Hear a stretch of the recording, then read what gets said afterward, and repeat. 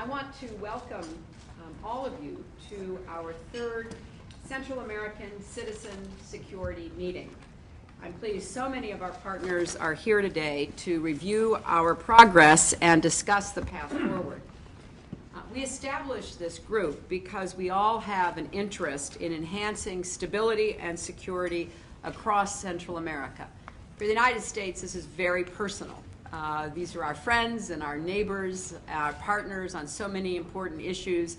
We count a lot of our own people with origins from Central America, so we wanted to, and I particularly made it a priority, to do everything we could to deal with crime and violence and help people live safer and more prosperous lives. Where governments have struggled to meet these challenges on their own, we want to build the partnerships that will allow us to do this better together. And since the groups of friends first met last June, we've seen real progress. In the first 6 months of this year versus the first 6 months of 2011, homicide rates are down 10% in Guatemala, 25% in Honduras, and 26% in El Salvador. In some communities, we are told that the fear of violence is beginning to fade for the first time in many years. Now, we have a lot more work to do because still the rates of violence remain too high. Rampant crime threatens to undermine citizens' faith in their governments, and so we have to keep up the momentum. First, we need to double down on efforts that are making police more responsive and more effective. For instance, the United States has funded model police precinct programs in El Salvador and Guatemala. This program provides training and equipment to get local police more involved in their communities to build trust between citizens and law enforcement and to target the zones of impunity where criminals operate. In these 3 precincts, homicide rates have declined even more than the national average. 35%, 40%, 50%. And we should expand this proven successful program and other measures that have brought down crime and built up law enforcement, making it both more professional, but also, frankly, more connected, more sensitive to the needs of the people in the communities.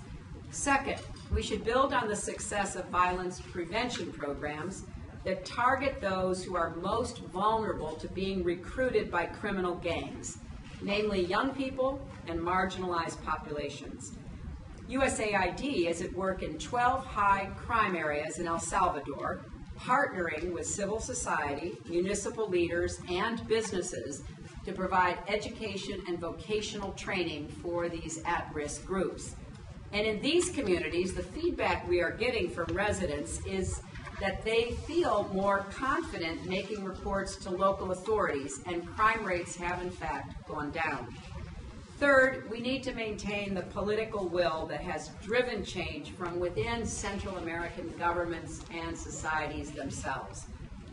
Since last year, Honduras has passed a law permitting the extradition of drug traffickers, and we thank you. Costa Rica has strengthened its police forces and courts.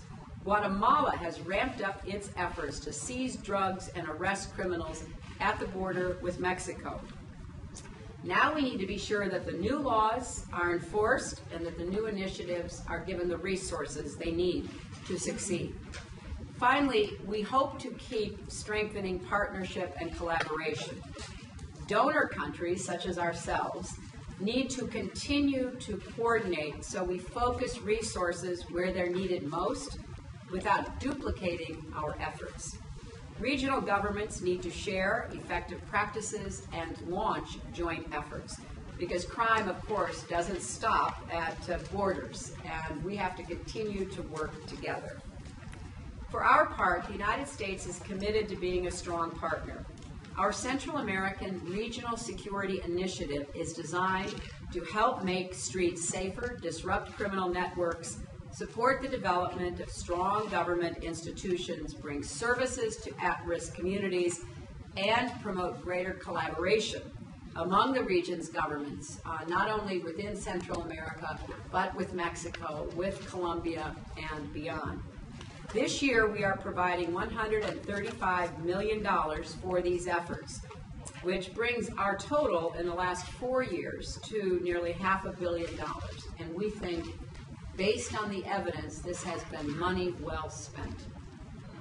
We are very proud to be partnering with you, because our partnership is not simply about reducing crime. It is about building safe and stable communities that will allow entire societies to thrive and prosper. So again, I want to thank all of you for your commitment to this effort. I look forward to hearing from people around this table who are on the front lines doing the hard work. And let me now turn to the Nicaraguan Foreign Minister, Minister Santos. Welcome.